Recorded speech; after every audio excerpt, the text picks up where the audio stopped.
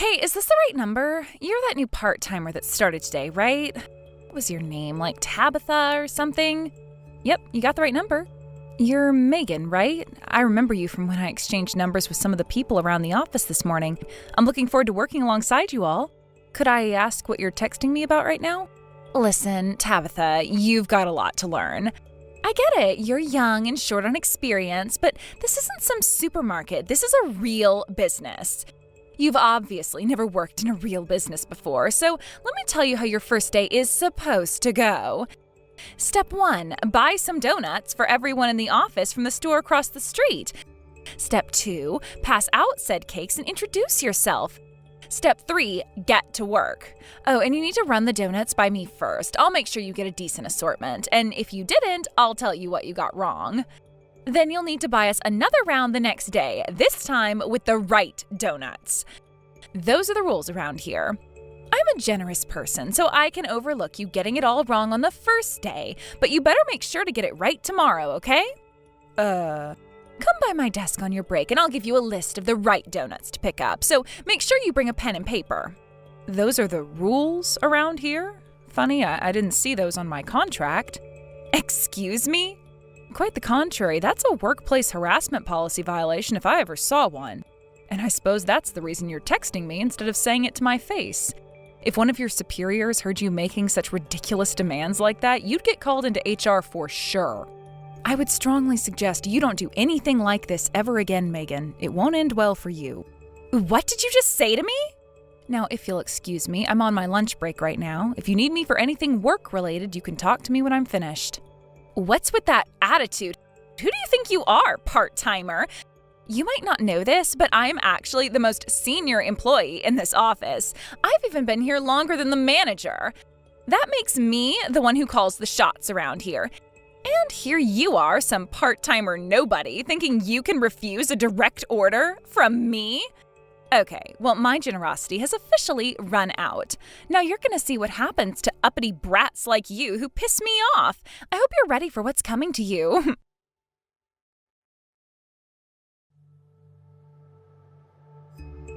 It's go time, Cindy. We're gonna teach that snotty new part-timer how things work around here, good and hard. Huh? The new part-timer? Are you talking about Tabitha? The girl who started this morning? Duh, of course I am. Who else would I be talking about? I don't know, Megan. I was keeping an eye on her this morning, and she really seems like a hard-working, responsible employee.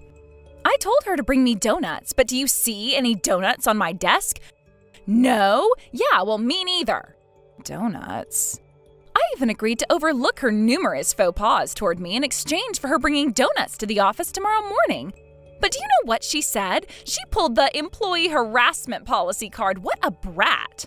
Wow, that's incredible. Tabitha's pretty young. I'm pretty sure she's in her late 20s, right? On her first day in a new office, a senior employee with 20 years experience makes a demand like that, and not only did she resist, she turned it around on you? She's amazing. I know, right? She really pissed me off. So now I gotta teach her a lesson. We're gonna do the usual routine, the silent treatment. No matter what she says to you, don't say anything back. Don't even acknowledge her.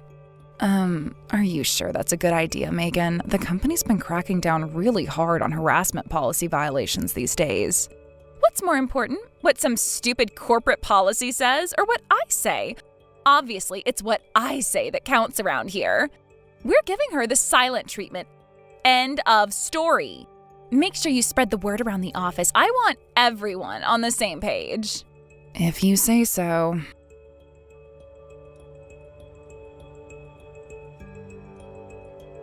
Good morning, Megan. It said in my employee manual that you would be the one giving me my on-the-job training, but you haven't said anything to me since our text exchange yesterday. When I tried to talk to you at your desk earlier, you just ignored me. I was trying to ask you when we would start my training. Let me take a stab in the dark. I'm guessing this is all you're doing, am I right? Everyone in the office has been going out of their way to avoid me. If you don't like me, there's not very much I can do about it. But it seems quite improper to be acting out a personal vendetta against me on company time using company resources. Are you refusing to carry out your assigned task of teaching a new employee the ropes? That doesn't seem very productive to me.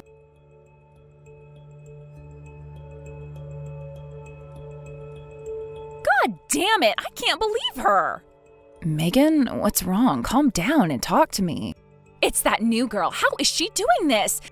She knows all the procedures, all the paperwork, all the regulations, everything. Are you talking about Tabitha again? Yes. Did someone train her? Was it you, Cindy? No, Megan, it wasn't me. I think everyone is following your orders. Then how is she doing it? How is she navigating our company's complex filing system? Wasn't she given a manual on her first day? I guess the only explanation would be that she just read it through enough times to remember it all. She's only been here for 3 days. Sorry, Megan, that's the only explanation I could think of. She is really starting to piss me off. Ugh!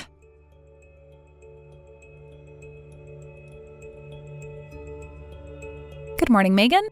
I think I've come to understand the hierarchy around here over the last few days. As I suspected, you're the one who's been at the center of the silent treatment campaign, aren't you? You gave the order. Fortunately for me, the work I've been given is all stuff that I can do by myself without any cooperation or assistance from other employees. So it's not having much of an impact on my work. However, that might change if this situation continues.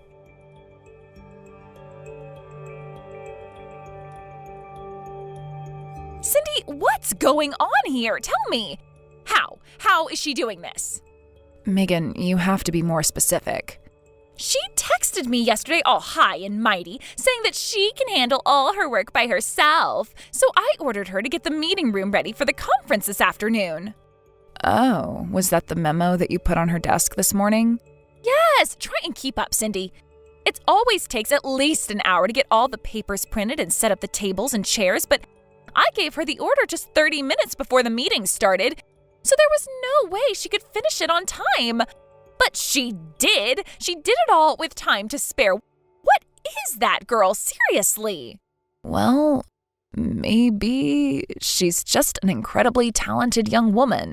Cindy, don't even think for 1 second about taking her side against me.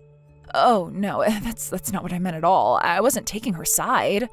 I'm the boss around here. I call the shots. She could be the next Steve Jobs. I don't care. If she doesn't do what I say, when I say, how I say, then she's gone. Got it? I got it, Megan.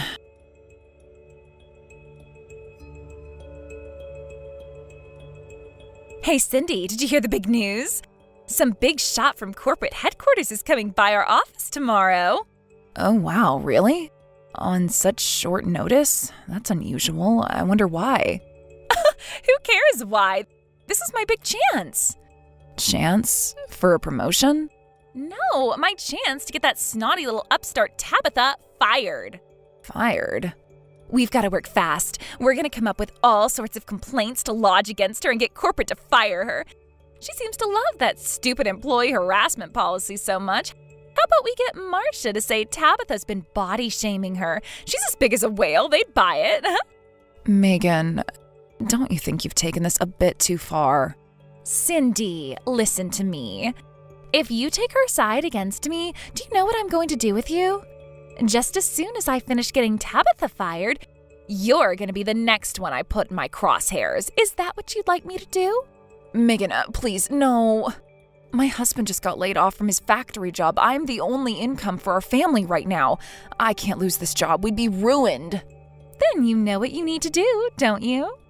Yeah, I know.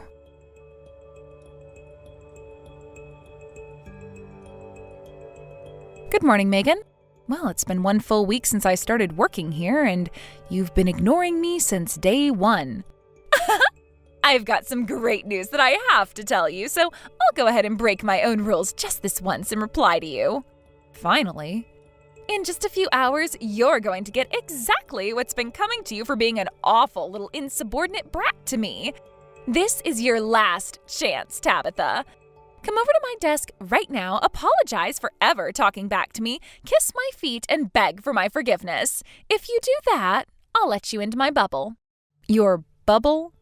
Are you talking about Cindy and the other employees at this office? That's right. They're all good little girls who know their place, so I allow them into my bubble and grace them with my friendship. I can be your friend too, Tabitha, as long as you follow the rules. Is that so? From the sounds of things, you fancy yourself as above the manager and treat the other employees like servants in your royal court. I don't treat them like servants. They are my servants. Now that you understand how things work around here, it's time for you to become my servant too. No, I'm pretty sure that sort of an informal hierarchy is a severe violation of the workplace harassment policy. You get that, right? Again with that stupid policy. Don't you get it? That policy doesn't apply around here. This is my office and we follow my rules. Don't like it? Then I'll kick you out. Is that what you want me to do? Because I'd love to do it. I see. Well then, I think I've let this go on long enough. It's finally time to put a stop to it. Huh? Where do you get off talking to me like that? You're nobody. Nothing. You're just a part-timer who's been here for a week. I assume you've heard that a corporate HR representative is going to be in the office today. Am I correct? An HR rep? Is that the corporate big shot who's coming today?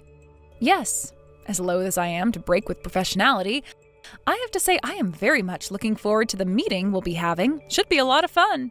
Fun? What's fun about meetings?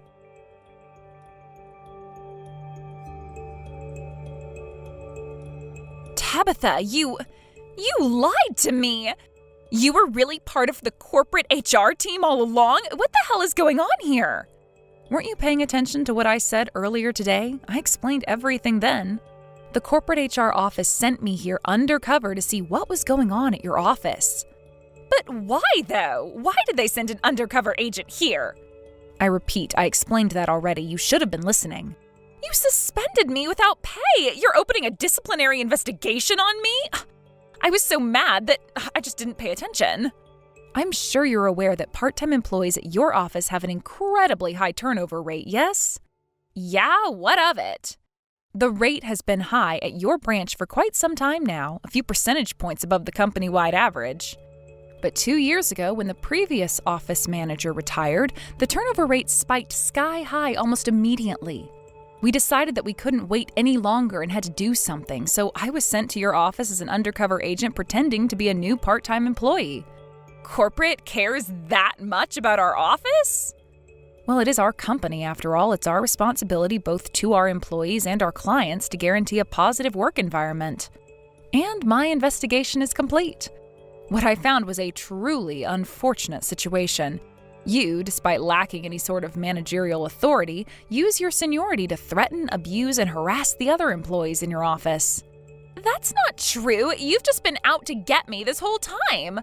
What your youth and inexperience keeps you from understanding is that what I do is called leadership. Go ahead, ask Cindy and the other girls anything you want. They'll all tell you the same thing. Oh, don't worry, we're holding individual hearings with each and every person in the office as we speak. Then I'll be cleared of all these ridiculous allegations in no time. I win, you lose. You have quite an impenetrable self-confidence, don't you, Megan? I'm sorry to say, but that is precisely the opposite of what we are finding. What? We found that all of the other girls in the office do have the same story, but not the one you claim. It seems they've all been threatened by you, but lacked the courage to actually stand up for themselves. Once the big reveal was made, they were all thrilled that they finally had a chance to clear their guilty consciences. A common refrain was that they felt like a massive weight had been lifted off their shoulders. Oh, and by the way, we have a very, very large supply of evidence that you've been harassing the other employees.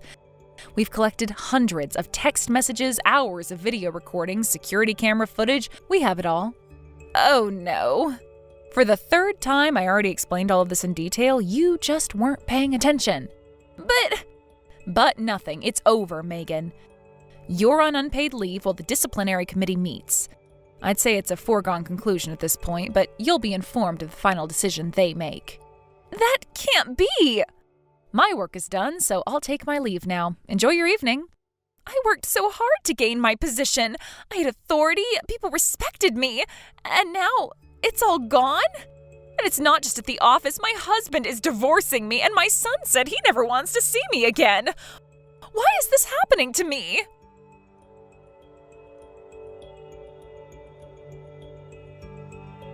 People respected her?